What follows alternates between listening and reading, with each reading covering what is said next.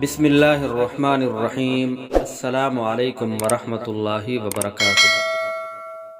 حضرت ابو ایوب رضی اللہ تعالی عنہ راوی ہیں کہ رسول اللہ صلی اللہ علیہ وآلہ وسلم ایک سفر میں تھے کہ ایک بدوی سامنے آ کھڑا ہوا اور اس نے آپ کے ناکہ کی مہار پکڑ لی۔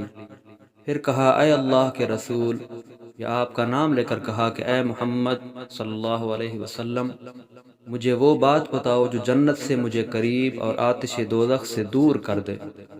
راوی کا بیان ہے کہ رسول اللہ صلی اللہ علیہ وسلم رک گئے، یعنی آپ نے اس سوال کا جواب دینے کے لیے اپنی ناکہ کو روک لیا۔ پھر اپنے رفقا کی طرف آپ نے دیکھا اور ان کو متوجہ کرتے ہوئے فرمایا کہ اس کو اچھی توفیق ملی، یا فرمایا کہ اس کو خوب ہدایت ملی۔ پھر آپ نے اس اعرابی سائل سے فرمایا کہ ہاں ذرا پھر کہنا تم نے کس طرح کہا۔ سائل نے اپنا وہی سوال پھر دہرایا، مجھے وہ بات بتا دو جو جنت سے مجھے نزدیک اور دوزخ سے دور کر دے۔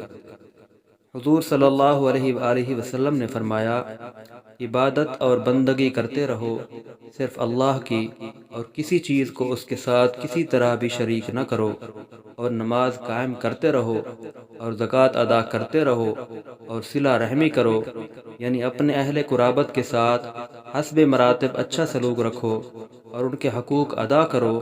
یہ بات ختم فرما کر حضرت نے اس بدوی سے فرمایا کہ اب ہماری ناکہ کی مہار چھوڑ دو۔ صحیح مسلم کی یہ حدیث ہے۔ اللہ پاک ہمیں عمل کی توفیق عطا فرمائے۔